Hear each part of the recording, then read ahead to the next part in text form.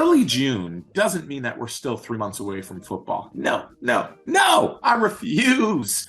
It means that training camp is almost here. Fuck yes. This is the Mafia Minute, where it's all Bills, all the time, nothing but Buffalo. I am one of your hosts, Jamie G. Esquire the Fifth.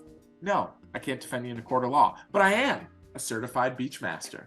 And I'm here with the Lieutenant of Linguini, the man with the 5th degree black pepper mill, the one, the only Soupdeucer. Soup, you know what? We're here on the Mafia Minute. I got a little bit of Buffalo Trace. I got a Bills shot glass. I think it's kind of like, hey, it's the Mafia Minute. It's summer edition. Let's do a little pour, right? I mean, yeah, I like it, dude. I love that you got the shot glass with a handle on it, like a little teacup, dude. That's pretty fucking solid, man.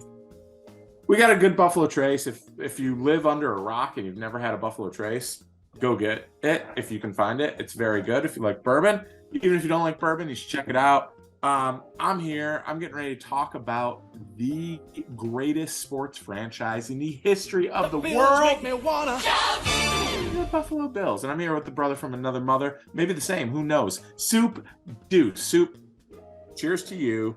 Greetings. Salutations. Let me get your general feelings, brother, on all the joy you're experiencing about the upcoming Bill season. Cheers to you. Yeah, hey, cheers, man. Salute, dude. And welcome to the Mafia Minute. I am the Soup, and here we are having a couple drinks, man. You know, I mean, I'm not doing shots tonight. I'm just sticking with the bush ice, but I'm pounding them at a pretty fucking medium pace, you know, so it should work out pretty well. Excited about the upcoming season? Yes, of course, man. Yes, of course, dude. There's a lot to talk about. There's a lot to be excited for, so let's dive into it, man. What do you got? Yeah, dude, here's the deal. We've got a bit of news to cover, and then it's time to start the hype train up and begin getting ready for the 2023 season. I'm so ready for this, my brother. You ready? You in? You son of a bitch! I'm in! He's in. That brings us to the number 9 overall pick in the 2019 NFL draft. I don't know if you remember back then, Soup Deuce, but we drafted defensive tackle out of Houston, Ed Oliver, the cowboy riding bad man, Ed Oliver, number 9 overall. The Bills had previously picked up his 5th-year option, and he was kind of tweeting some shit this offseason. We didn't know if they were going to sign him, but we picked up that 5th-year option. That guaranteed him a salary of $10.75 million for this season. That's a whole lot of money, but it pales in comparison to the extension that the Bills just gave him. Oliver signed a 4-year extension worth 68 million buckaroos, and it contains a pretty good number for him, 45 million in guaranteed money. You know what? Cheers to him. He did it. That's great. Soup Deuce, whole lot of money. Now, A lot of money. I hope he's tied to the Bills for the next 5 years. Let me just give you a couple of things, and then I want to get your take. So a lot of people are going to be mad about this. A lot of people are like, we should use the money to sign Hopkins or this or that or whatever. Let me just hit you with a few things. Oliver is just going to be 26 in December, end of this year. The average annual value of this contract is only 17 million. Now, I know you're thinking that's a lot, but it's actually 13th among defensive tackles. Might even be lower than that once a couple sign here that are expected to this offseason. So I kind of like this. The 49ers, they gave Javon Hargrave, he had a monster year in Philadelphia. They gave him the biggest free agent contract for a defensive tackle this offseason. 4 years, 84 million, 40 million guaranteed. So he didn't get quite as much guaranteed, but he got more money overall. But in the playoffs, you know, well, let's just talk about Oliver's stats, and then I want to hear what your thoughts are, Soup. Ed Oliver had 34 tackles last year, 14 quarterback hits. 14. Nice number. 9 tackles for a loss, 2.5 sacks. He did that in 13 games. And then on the playoffs, he added 4 more tackles and 3 more quarterback hits and a sack. So far in 62 total games played, this guy, again, just 25 years old. He's got 151 tackles, 42 quarterback hits. I love that fucking number. He's hitting the quarterback. He's got 14.5 sacks. Soup Deuce, thoughts on this discussion? I'll respond after that. Yeah, I like the stats. I mean, it's definitely. Is it worth that much money? You know, if he stays consistent for the next, however many years he signed for. What is it? What'd you say? 4, 6? He's 4, but he's got this year. He's tied to the Bills for 5 more years. I mean, if that kind of production every year, maybe, yeah, maybe worth it. I didn't like some of the, hearsay about the tweets and whatnot, coming out of the season this year. But overall, I like the guy, man. I think, I just hope I hope it's a good investment. Well, I will say this: 2 things. One, the Jets are getting ready to sign their defensive tackle, and they're going to probably pay him more money than any defensive tackle in the league. This helps us knowing that we kind of got him at not a discount, but if he goes out and he goes nuts this year, okay, and with the 5th-year option, he would have been so expensive we couldn't have got him. So I do like it from that standpoint. Here's why I like it. He is going to finally be at primarily the 3 technique position, not playing directly over the center. He's going to be more in that A gap, in between the guard and the center, or directly over the guard, where he's going to not be responsible for kind of setting the line and picking up the run. He's going to be more responsible for getting after the quarterback. I really like this. They signed Poona Ford out of Seattle, a big old boy. They got Daquan Jones and our boy coming back this year. The name escapes me. Name escapes me right now. But they got the other defensive tackle coming back this year. So they got 3 defensive tackles plus him, but he's the only one that got signed past this year. So I like the big boys coming and playing the 1 technique with him playing the 3 technique, and you got McDermott calling plays. That's a big deal. I think it could bode well for him. McDermott's been a little bit more aggressive in Soupdeuce. Let's go to the coaching side of the house. Sean McDermott, as I said, he's officially going to be the defensive coordinator of the season. Jordan Phillips, that's a fucking name, I thought. You got Jordan Phillips, Poona Ford, and Daquan Jones all rotating in. It's going to, at the 1 technique, it's going to give Ed Oliver the chance to just be the 3 technique and rush the quarterback. Excited about that, especially with Sean McDermott calling plays. Soupdeuce, let's switch over to the coaching side of the house. Sean McDermott is going to be the defensive coordinator this season, and he'll also be the play caller for the defense. Now, we've talked about their options, what they could do, what they were, who they could potentially get. All that's out the window because we now know McDermott is going to be running the defense. What are your thoughts, bro? I like it. I've said this before. I like the idea of McDermott running the defense and calling the plays. My only concern is that it might be a little bit too much for him, taking on, multiple roles. It's probably, pretty heavy on anybody. So I hope he adjusts well. I know he's a smart enough guy, and he's definitely, got the toughness and shit. So I think it'll go well. I got good expectations for it, man. Well, this will be his first time calling the defensive plays as a head coach. Now, I will go back to a couple years ago. He did take over play calling on defense for a couple of games as Leslie Frazier's defense was really struggling. He kind of took it over and called plays for a game or 2 and then slowly transitioned Frazier back in. So it's the first time doing it full time, but it's not necessarily the first time he's done it. So, he does have minimum experience, there. He's also been a great defensive coordinator over the years and has a kind of a different mindset than what we've seen out of Leslie Frazier, and that's the pressure, that's the aggressiveness that he's historically shown through his defenses when he's been calling plays. So I'm kind of excited about that. Soup, do you expect to see a change at all in how our defense looks? I mean, it's been pretty consistent the last 3-4 years under Frazier. Do you think it looks a little bit different this year? And if so, what do you think might be different? I think it does. I think it looks a little bit more, I think it's got a little bit more balls, man. I think it's got a little bit more balls, a little more aggressive. And, it might look like similar to McDermott's defense in Carolina when they went to the Super Bowl or whatever the fuck. Yeah, well, dude, I hope so. And I will say that McDermott has said, that he's going to be relying on his other coordinators and his other staff to kind of step up. So I think he's got an experienced staff here. He's especially on the defensive side. He's got folks that he really trusts and like that have been in the roles for several years now.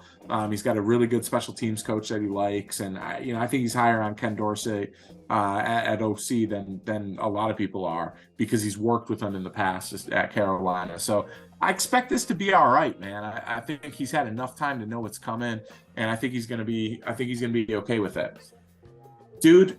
Let's get to this coming up season.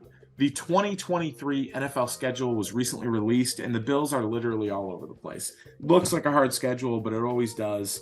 And, it's amazing to think that just a few years ago, dude, we'd have all of our games Sunday at 1 o'clock. Like, every year it was just like all 16 games are Sunday at 1. Well, shit, now we've got 7 island games, prime time, baby. And those games include week 1, we're on Monday Night Football at the Jersey Jets. Week 5, we're against the Jacksonville Jaguars in London. Sucks, we're losing a home game there. Week 6, we come back on American soil and we face Brian Day ball to ball and the Giants on Sunday Night Football. We're home for that, baby. And then Week 8, we've got the Bucs on Thursday Night Football. Week 9, we're at the Bengals on Sunday Night Football. Week 10, we're home against the Broncos, another Monday Night Football game. And then week 16, we've got the Chargers on Saturday night. I mean, shit, dude. We've got all these island games, and we're playing the Patriots on New Year's Eve. I don't know, man. A lot about this schedule excites me. What jumps out to you from the Bills schedule heading this year? What are you circling? I'm kind of torn on it, man, because, as much as it sucks having that, we went through years and years of every game that Sunday at 1, kind of, you almost get used to that. And it's like a familiar. Now these games are all over the place. I got to find a way to make sure I can watch all of these fucking things. You got a Saturday night in the mix. You got a couple of Mondays, a Thursday. Fortunately, there are a couple Sunday nighters in there, which will tie into the whole Sunday thing. But schedule structuring, not so much for the NFL, but for the people watching it too. Shit, if I have to take a day off to fucking watch a game, I'll do it, but I got to prepare ahead of time. So I need to start working on my schedule for the season anyway, that being said. But, and on the other side, I like it because that means that the team is doing really good to be able to have that many fucking, prime time or off, off the fucking Sunday, 1 o'clock kind of games. So it's a good thing. And, just a little bit hectic. And I'm not a fan of the fucking London game. So whatever. Dude, here's what I got. That's a 9:30 game in London, by the way. Yeah, I've got week 3. I've got week 3, Sunday, September 24th at Washington, because I will be at that game. I'm super pumped about it. I haven't been to a Bills game in a minute. I know it's an away game, but there is literally 30,000 tickets already purchased by Bills backers in the area, and that game is going to be lit. Super pumped about that. I've got that circled. I've also got that Sunday night at Cincinnati. I really want to see those two teams play. We've kind of been teased with it. I don't know that we ever really got that game. The first game, obviously, we saw DeMar Hamlin's injury, and then the second game, the Bills were just done. They didn't even really show up. So excited about that one. And then last but not least, I'm really pumped about the Philadelphia game. Again, another away game, and I'm excited to see them match up against Philadelphia. That'll be fun. We got our very own Magnum Mills from the Joe Blow Football Show. I'm sure we'll be having some friendly wagers and fun stuff going on then. And then last but not least, I know I said that before, but I just realized we got a New Year's Eve game, Sunday, December 31st. We're at New England, 1 p.m. I'm going to be on the road taking on, hopefully they're doing another New Year's Eve run, but I'll be at Fish at Madison Square Garden for New Year's Eve run. So that means December 31st, 1 o'clock. I'm not exploring New York City. No. I'm watching Bills New England before I go and rage out at Madison Square Garden to Fish. Soup, the Bills, they don't have a ton of room under the salary cap, but they continue to be connected to free agent wide receiver DeAndre Hopkins, and to a lesser extent, but still connected, star running back Dalvin Cook, who is the older brother of Bills running back, second-year player James Cook, and is also expected to part ways with the Vikings at some point this summer. How do you feel about, any kind of possible splash signings here and adding a veteran like Hopkins or Cook or anyone else to the offense? Think we need it, or do you think we're all set? I mean, the difference between needing it and I don't know. I don't know that we need it, but you can always use more weapons, you know. One thing I would almost, I don't know, man. I don't know, man. I mean, either way, I don't think I'd be disappointed, whichever direction that goes, you know. So, Well, for me, I think it's all about the price on both of them, right? I mean, I don't know that we are in a position to maybe, there's rumors that Hopkins maybe lost a step. I don't know if that's true. And you never really want to pay a running back after they came off, you know, and kind of gave the prime of their career to another team. I mean, it worked to an extent with Shady McCoy when the Bills signed him. They got a couple of good years, but I don't know. I think both these guys got to be willing to take kind of a discount to play with Josh Allen and to play for the chance to win a Super Bowl, which is a legitimate thing, and we can say that now, which is awesome. But I would love to have Hopkins. I really would, and I wouldn't be mad about Cook either. But honestly, I like the Bills running back room. I think Hopkins, just the thought of pairing Hopkins and Diggs and you know, Gabe Davis, you could literally put Hopkins and Davis on the outside and Gibbs and Diggs in the slot, and that is with James Cook in the backfield and Knox or Kincaid. That is a really good starting lineup with weapons, dude. Like, I mean, really good. So that makes me think like, hey, that's a pure Super Bowl play, like all in 1 year, let's do it. But I think that fits with where the Bills are at. So I would love to see it. If I had to flip a coin, I'd say give me Hopkins over Cook. But I wouldn't be mad if either one signs. I also won't be jumping off the bridge if neither sign. So let's just say that. Soup Deuce. We usually don't talk about the rumors, but the cat seems to be out of the bag on this one. It appears that our guy, Josh Allen, is officially dating actress/singer Haley Steinfeld. No, not Jerry Seinfeld's daughter, Steinfeld with a T.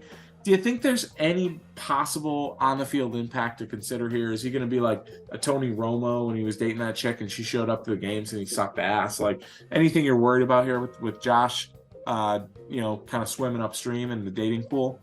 yeah, I don't like it really, but what are you gonna do? I mean, a dude has to like live life too. I just hope it doesn't interfere or affect performance in any way. I don't think it will, dude. I think the whole thing with why he split up with his long-term girlfriend was because he's like, yo, dude, I think this is just purely like, I'm banging chicks. Like, it doesn't mean anything, I'm banging chicks. And that's okay. I mean, everyone, including Coach McDermott, said we're getting a different Josh this year. He's more focused, he's more dialed in, he's more committed, which is insane considering he's one of the most committed, dialed in, focused players that we've ever had. So I think his desire to win a Super Bowl and his desire to win in the playoffs, I don't think he's letting anything get in the way, his personal life, you know, included. I think he's just banging chicks. And you know what, Josh? Good for you, bro. You know what, dude? I think it's time to start the hype train. And first up is the Mafia moment.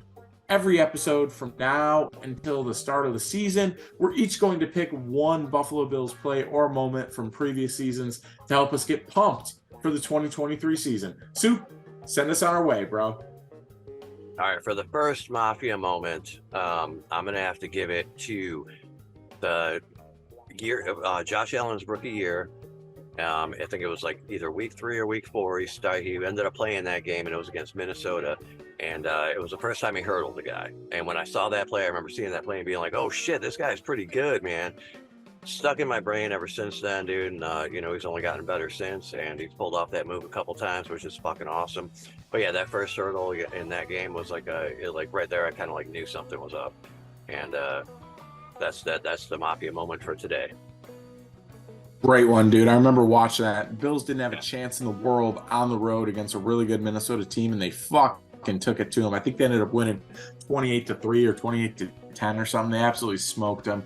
Great game. For me, I'm going to go back to this past year. They're down 3rd and 10, backed up in their own end zone against Pittsburgh early in a game where Pittsburgh's defense is really kind of getting the best of them, and it's 3rd and long. Josh is in his end zone, and he throws a 60-yard dart. to Gabe Davis for a touchdown. It's like it ends up being like an 87-yard touchdown or something ridiculous on third down. Made it look so easy, backed up in his end zone. That's the type of shit that gets you fired up. That is my Mafia moment for this week. Fucking great one, dude. Finally, it was, dude. How fired up were you? And we'll be fired up all summer long and all season long. Let's go. Finally, it is time for the Mafia Mannequin. No, this isn't like the movie Mannequin. Shout out to that movie, Mannequin 1 and 2, actually. It's more like the reverse of the Mannequin from the movie Major League. Right now, the Mannequin is naked. But on each episode of the Mafia Minute, we're going to add one piece of Bill's swag until our Mafia Mannequin is fully dressed and ready to table dive. Soup, what do we want to start with here, bro? I kind of It's a blank canvas. I know, man, you know, and it's like you almost, you know, when I'm getting dressed fresh out the shower or whatever the fuck, man, you know, what do you put on? I'm thinking, what do I put on first, man? Usually the fucking underwear, right? But in this case, I think we're going socks. Let's put a sock on. One sock. Left sock. Let's go left sock. Left foot sock. Is it a Bill's sock? Yeah, of course it is, man. All right, so left sock, Bill's sock. We've got one sock in. Is it a tube sock? Is it up to the calf? What's the story with it? Yeah, we'll go halfway. We'll go halfway. We're going halfway, not a bottom short of the guy. calf. Not a short guy, not all the way up there. No tubes involved. Just like, you know, a regular size fucking sock, dude. Is it stupendous living in that tube? Guys, I don't know about you, but you got to follow along all off season as we dress this Mafia Mannequin. And you know what? We love you. We absolutely love you, Bills Mafia. We are Bills Mafia. Thank you for checking out the Mafia Minute, presented by the fine folks at the Joe Blow Football Show. Thank you for being here with us. You got to go over and check us out. We're on social media at Joe Blow Show, and you can find us on YouTube or wherever you get your pods by searching for the Mafia Minute. We'll be back before you know it to talk about training camp as well as anything and everything regarding our Buffalo Bills. Go Bills! Hey! The Bills make me wanna. Carry that, carry